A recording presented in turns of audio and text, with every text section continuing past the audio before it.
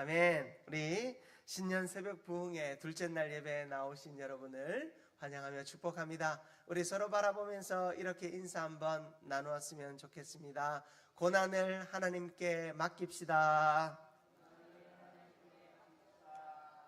한 번만 더 인사 나눌까요? 하나님의 손이 일하십니다. 아멘. 아멘. 오늘도 우리의 모든 삶을 하나님께 맡김으로 하나님이 일하시는 역사를 맛보게 되는 우리 모두가 되기를 주님의 이름으로 축복합니다. 여러분, 그 성탄절에 찬양, 그 성탄절에 부르는 찬양 가운데 유명한 찬양이 오 거룩한 밤이라는 찬양이 있습니다. 제가 그 찬양의 감동을 해칠까봐 제가 부르진 않겠는데, 그 오 거룩한 밤이라는 찬양을 지은 분이 필립 브룩스라고 하는 미국의 목사님이셨어요. 이 목사님은 작곡가로도 열심히 활동을 하는 사람이었는데, 이분은 목회자로서 작곡가로서 열심히 살았지만 인정은 받지 못하는 사람이었어요.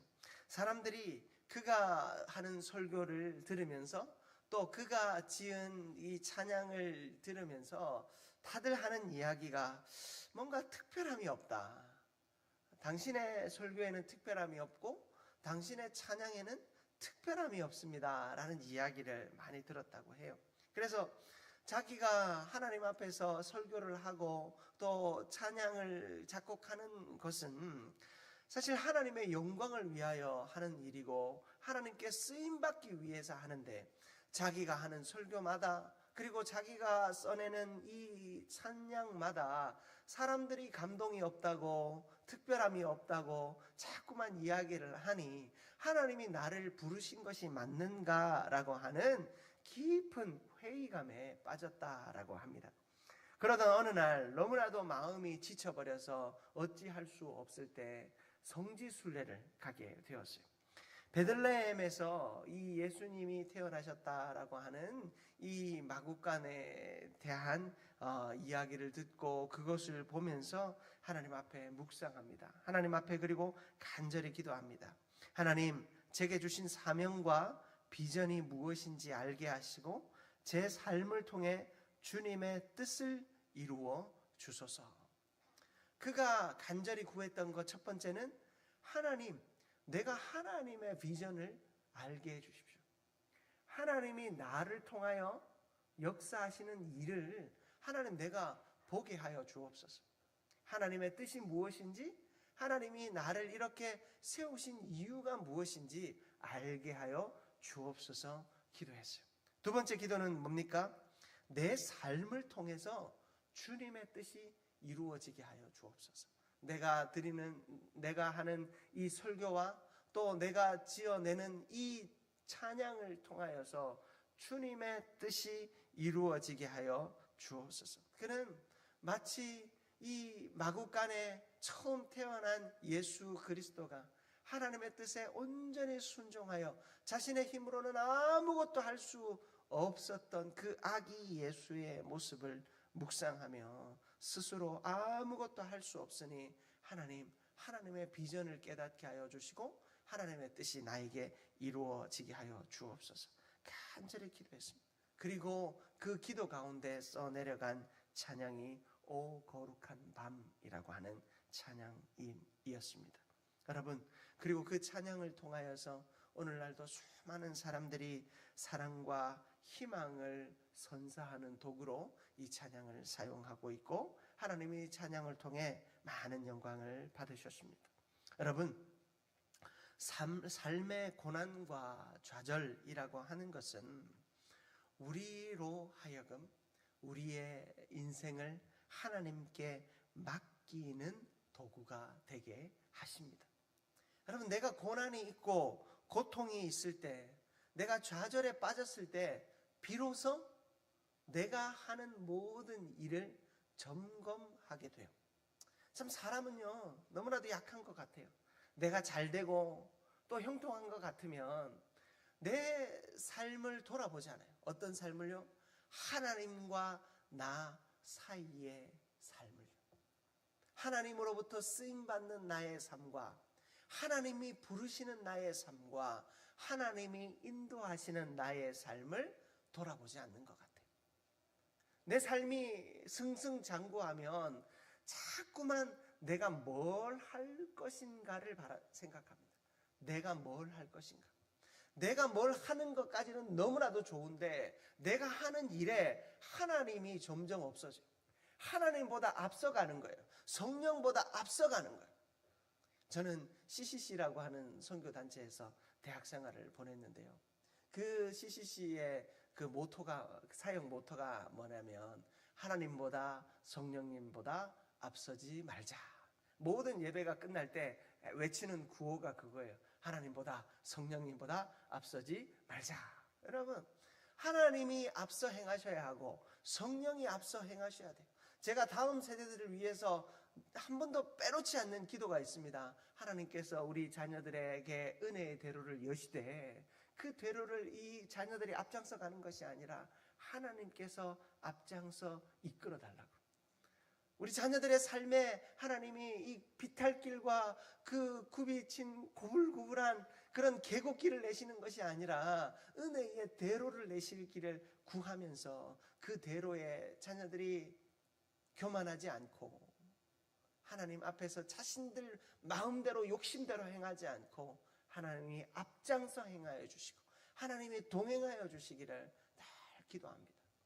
여러분, 고난은 우리가 하나님을 앞질러 가지 않게 하는 하나님의 가장 위대한 손길이요 은혜의 손길인 줄 믿습니다. 여러분, 고난이 우리의 삶에 찾아옵니까?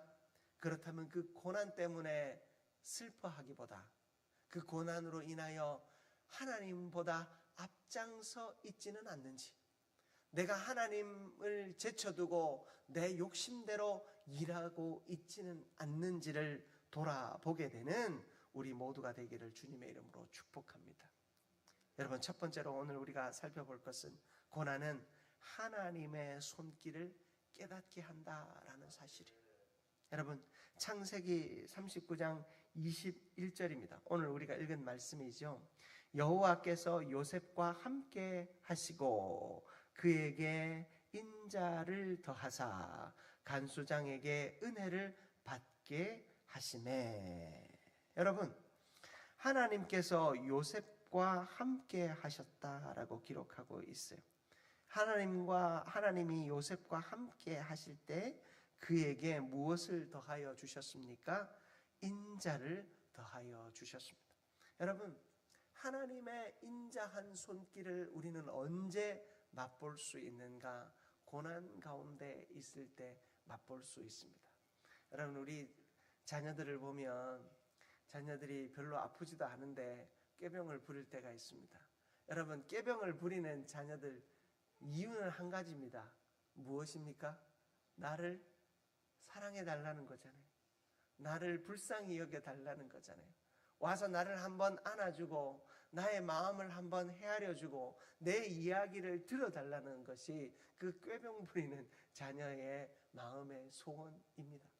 마찬가지로 여러분, 우리가 고난 가운데 있을 때, 아플 때 하나님을 향하여 우리의 소원은 무엇입니까? 하나님, 나를 만나 주옵소서. 하나님, 나를 만져 주옵소서. 하나님, 나를 기억해 주옵소서. 하나님, 나를 바라봐 주옵소서. 여러분, 그것이 우리의 마음의 소원 아닙니까? 욥기 42장 5절에 보면 내가 주께 대하여 귀로 듣기만 하였사오나 이제는 눈으로 주를 배움나이다. 욥이 너무나도 큰 고난과 시련 가운데 빠져 있을 때 비로소 그는 누구를 만납니까? 하나님을 만나게 되었다라는 것입니다. 그가 하나님을 한 번도 떠난 적이 없고 무엇이든지 하나님의 뜻대로 하기 위하여 애를 썼던 사람입니다. 예배와 제사에 대하여서는 어느 누구에게도 비교당하지 않을 만큼 최선을 다해서 하나님을 섬겼던 사람이었습니다. 그런데 하나님께서 그 자식과 그리고 재산과 그의 몸까지도 하나님이 치실 때에 그는 비로소 자신은 늘 하나님 만나고 사는 줄 알았지만 자신에게 고난이 찾아왔을 때 비로소 하나님의 얼굴을 볼 수 있게 되었다라는 것입니다. 귀로만 듣는 것, 그냥 마음으로만 생각하는 그 하나님이 아니라, 어떤 관념적인 하나님이 아니라 경험적인 하나님, 체험적인 하나님, 직접 내 삶과 동행하시고 나의 호흡마다 함께 하시는 하나님을 비로소 고난 중에서 만나게 된 것입니다. 여러분들이 잘 아시는 선교사님들, 특별히 우리나라에 처음 들어오신 선교사님 중에 로버트 저메인 토마스라고 하는 선교사님이 계십니다. 여러분, 이 선교사님은 미국의 상선 제너럴 셔먼호를 타고 우리 대동강으로 들어왔어요. 그런데 이 조선군이 이 미국의 상선이 들어오는 것을 받아들일 수가 없어요. 이 싸움이 일어납니다. 그때 배가 불타는 순간 이 선교사님은 성경책을 가지고 이 육지로 뛰어내렸습니다. 그 뛰어내린 선교사님이 그 마지막으로 복음을 전하려고 하는 순간 그는 조선군에 의해서 목이 잘려 죽게 됩니다. 여러분, 이 선교사님이 와서 한 일이라고는 무엇입니까? 그냥 자기가 손에 가지고 있던 성경을 전하려고 했던 행동 하나밖에 없었어요. 그는 선교지에서 말 한마디 제대로 하지 못하고 죽었어요. 여러분, 그가 이 조선 땅에 들어오기 위해서 그 먼 걸음을 했습니다. 이 조선 땅에 들어오기 전에 이 중국을 통해서 이 땅으로 들어오는 이 모든 여정 가운데 얼마나 많은 고난과 어려움이 있었겠습니까? 그러나 그가 한 일이라고는 성경을 전해주려고 하는 그 모습 하나밖에 없었어요. 여러분, 그런데 우리는 한국 교회의 선교 역사 가운데 이 토마스 선교사님을 제일 먼저 기억합니다. 여러분, 선교라고 하는 것은요, 무엇이 성공이요 무엇이 실패인가를 우리에게 명확히 알려주는 하나님의 위대한 역사 중에 하나예요. 여러분, 선교사님이 이 땅에 와서 정말로 교회를 세우고 학교를 세우고 수많은 일들을 이루어야지 성공한 선교인가요? 여러분, 그는 어떤 결과적으로 바라보고, 결과가 아니고 어떤 과정을 바라보고 또 그 사람이 했던 어떤 일들을 목록으로 만들어 보면 그는 철저하게 실패한 선교를 하였습니다. 그러나 그의 선교를 어느 누구도 실패했다 말하지 않습니다. 그의 죽음의 피가 이 땅 가운데 뿌려져서 오늘날 우리가 이곳에서 예배할 수 있는 생명의 역사가 일어나지 않았습니까? 여러분, 선교라고 하는 것은요, 실패도 성공입니다. 선교는 하나님 앞에 우리가 순종하는 순간 그 하나님의 모든 뜻이 이루어진 거예요. 여러분, 수많은 선교사님들이요, 출발도 하지 못하고 죽은 이들도 있습니다. 선교를 위해 훈련받는 그 자리에서 목숨을 잃은 이들도 너무나도 많습니다. 기도하며 간절히 바라고 사모했던 곳으로 나아가지도 못하고 출발도 하지 못한 채 목숨을 잃은 이들도 많습니다. 우리 한국 땅에 나온 선교사들 가운데 여러분 잘 아시는 언더우드 아프엔젤로 선교사님은요, 한국으로 오는 배 안에서 자식을 잃었습니다. 여러분, 그것이 너무나도 슬프고 고통스러워서 돌아갈 수도 있었잖아요. 그러나 돌아가지 않고 이 땅 가운데 와서 그 자신의 모든 삶을 내어주고 선교 사명을 감당했습니다. 여러분, 선교사님들의 모습을 묵상해 보면 하나님이 어떻게 역사하시는지, 고난 중에 우리 가운데 하나님은 어떻게 살아 역사하시는지를 너무나도 잘 깨달을 수 있습니다. 여러분, 우리의 삶은요, 내가 세상이 바라보는 기준 아래서 무언가를 이루었으면 성공이요, 그것을 이루지 못했으면 실패가 아니라는 것을 우리에게 깨닫게 합니다. 여러분, 고난은요, 하나님의 손길을 깨닫게 하는 놀라운 섭리입니다. 여러분, 하나님의 손길이 내 삶에 미쳐 있다면 세상이 나를 아무리 실패자라고 할지라도 하나님은 나를 실패자로 받으시지 않고 하나님의 가장 위대한 도구로 사용하실 줄 믿습니다. 욥은요, 고난 가운데 있을 때 욥의 친구들이 욥을 향하여 끊임없이 정죄합니다. 네가 그렇게 믿음으로 살았다라고 하면서 봐, 네 인생에 일어난 일들을 바라보면 네가 믿음대로 산 거 아니야. 네 인생에 일어나는 일들을 바라보면 하나님이 살아있다 말할 수 없어. 욥의 친구들은 이야기합니다. 욥의 친구들은 하나님의 일을 어떻게 평가합니까? 자신의 머릿속에 있는 기준과 잣대로 다 판단합니다. 하나님은 이런 분일 거야. 하나님은 저런 분일 거야. 그러니까 네가 이 꼴이야, 이 모양 이 꼴이지 라고 이야기합니다. 그러나 하나님은 사람의 말에 휘둘리는 분이 아니셨어요. 하나님은요, 사람이 무엇라 평가하든 욥을 통해 일하셨습니다. 비로소 욥이 하나님 만나게 하셨고 욥을 통하여 하나님의 살아계심을 드러내셨습니다. 여러분, 우리의 고난은 하나님의 살아계심을 드러내는 도구요, 우리의 고난은 하나님의 살아계신 역사를 느끼게 하는 도구요, 우리의 고난은 하나님의 손길이 이 땅을 향하여 펼쳐져 있음을 알게 하는 도구가 되는 줄 믿습니다. 그러므로 고난 가운데 하나님의 손길을 깨닫게 되는 우리 모두가 되기를 주님의 이름으로 축복합니다. 두 번째로, 고난은 하나님의 계획을 이루어가는 과정임을 기억하시기를 바랍니다.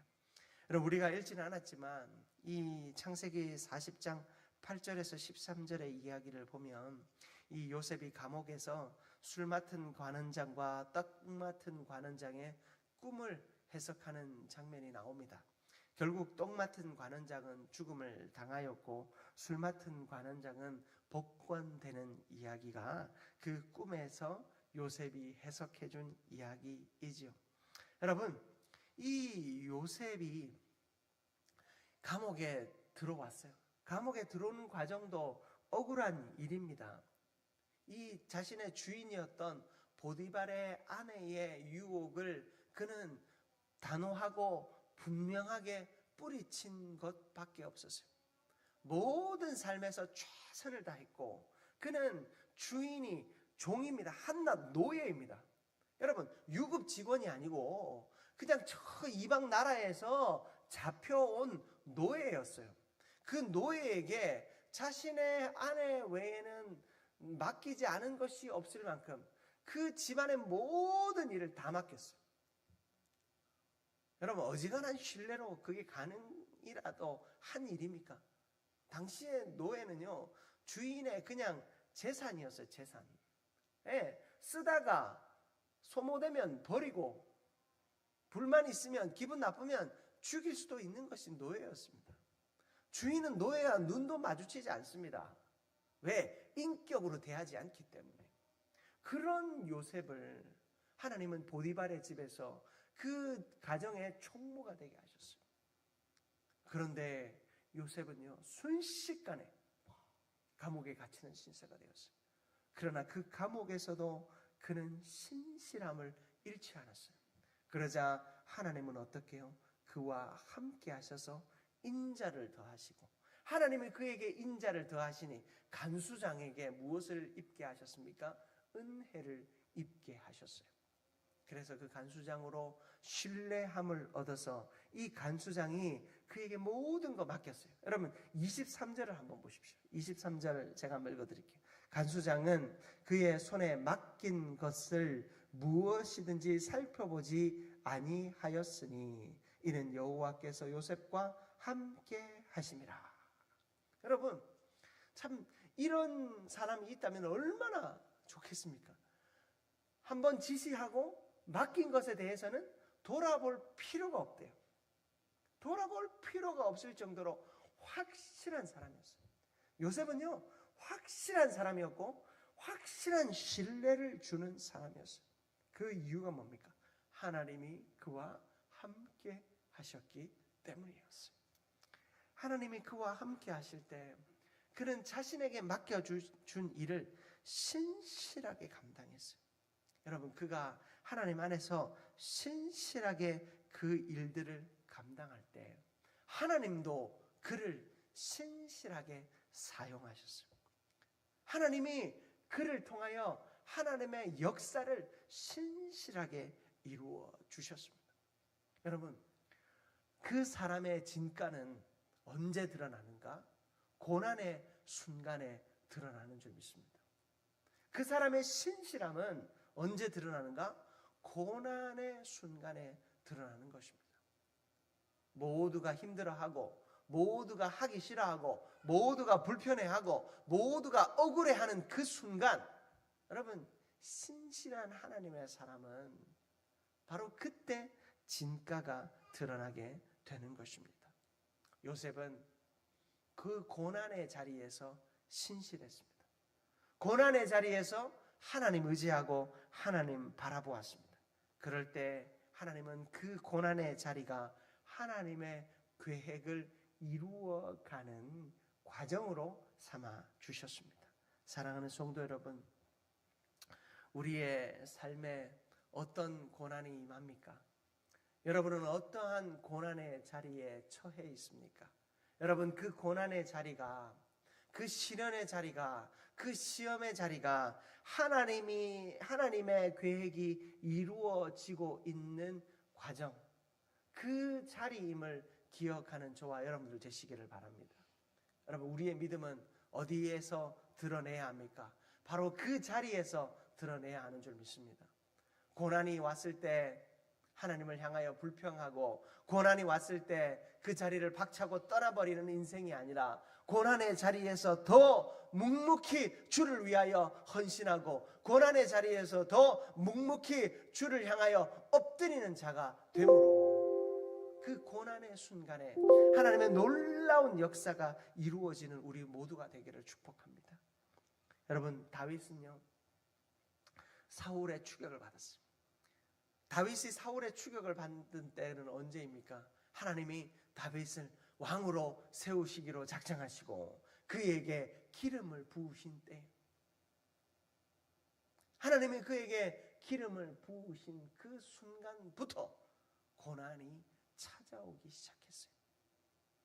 그 하나님의 기름 부으심을 정면으로 반대하고 그 기름 부으심을 정면으로 뒤집어 놓을 그 사건이 바로 사울의 추격이었어요. 끊임없는 죽음의 공포와 두려움 가운데 있었습니다. 그러나 하나님은 그 시간을 다윗에게 어떤 시간으로 사용하셨습니까? 왕으로서 준비되는 시간. 무슨 준비요?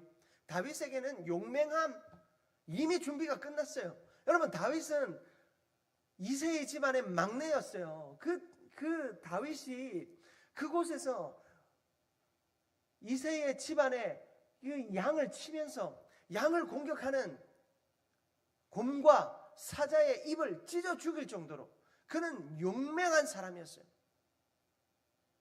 아직 어려서 전쟁에 나갈 수 없는 사람이었어요. 이미 그는 전쟁에 나갈 신분이 되어지지도 않았는데 미성년자인 신분에서, 소년의 신분에서 이미 사자의 입을 찢어 죽일 정도로 그는 용맹함이 극에 달한 사람이었어요. 왕으로서 이미 준비가 끝난 사람이었어요. 그러나 하나님은 그 준비로 만족하지 않으셨어요. 외모로 사람을 취하지 않으셨어요. 하나님은 그 외적인 조건이 다 이루어진 다윗을 하나님은 더 훈련하기를 원하셨어요. 하나님은 그가 자신에게 있는 그 용맹함으로 왕이 되기를 원하지 않으셨어요. 하나님은요, 다윗에게 사울의 그 추격이라고 하는 시련과 고난을 주시면서 그가 누구를 만나게 하셨습니까? 하나님을 비로소 만나게 하신 것입니다. 하나님을 인격적으로 경험하고 하나님의 역사를 온전히 경험하게 하기를 원했던 거예요. 하나님이 그를 떠나지 않음을, 하나님의 신실하심을 그가 온전히 경험하도록 하신 것입니다. 고난을 통해서 하나님은 하나님의 계획을 한치도 오차 없이 이루어 가시고 응답되게 하셨지만 그 고난의 자리에 있는 자는 너무나도 괴롭고 아팠습니다. 그러나 하나님은 그가 그 아프고 괴로운 상황 속에서 하나님 바라보게 하셨고 하나님의 종으로서 하나님의 백성을 맡은 청지기와 같은 왕이 되게 하기 위하여 하나님은 그에게 고난을 허락하여 주신 것입니다. 그 고난의 자리에서 다윗은 끊임없이 하나님을 만났습니다. 그 고백을 우리가 이 시편의 이 수많은 시를 통해서 우리가 검증하고 있지 않습니까? 사랑하는 성도 여러분, 우리의 삶에 고난이 찾아옵니까? 그러면 고난을 맡기십시오. 하나님의 손이 일하시는 줄 믿습니다. 우리의 고난을 맡기면 우리의 손이 일하는 것이 아니라 하나님의 손이 일하시는 줄 믿습니다. 우리가 해야 할 것은 내가 무슨 일을 할고가 아니라 내가 어떻게 나의 고난과 삶의 자리를 하나님께 맡길까를 고민해야 하는 것입니다. 그러므로 기도가 먼저이고 말씀으로 은혜 받는 것이 먼저이고 그러므로 내가 하나님 앞에 엎드리는 게 먼저인 줄 믿습니다. 그래서 여러분 신년 우리 이 새벽 부흥회를 하는 이유가 바로 여기에 있는 것입니다. 여러분 하나님께 맡기는 인생을 하나님은 외면하지 않는 줄 믿습니다. 하나님께 맡기는 인생을 하나님은 결코 고개를 돌리지 않는 줄 믿습니다. 하나님이 고난을 주시는 이유는 귀로만 듣고 머리로만 알던 그 하나님을 비로소 두 눈으로 보고 비로소 우리의 두 손으로 만질 수 있게 하기 위하여 고난을 주시는 줄 믿습니다. 사랑하는 성도 여러분, 말씀을 마무리하겠습니다. 하나님은요 고난을 통해서 하나님의 손길을 깨닫게 하십니다. 그리고 고난 속에서 하나님의 신실하심과 변하지 않는 역사를 우리에게 나타내 보여주십니다. 여러분 고난을 하나님께 맡깁시다. 우리의 고난을 하나님께 맡기면 하나님께서 신실히 응답하셔서 하나님의 역사 이루실 줄 믿습니다. 요셉에게요 하나님은 이런 시련, 형들에게 팔려가는 시련, 종이 되는 시련, 감옥에 갇히는 시련, 그리고 그 감옥에서 계속해서 자기의 노력에도 불구하고 감옥에서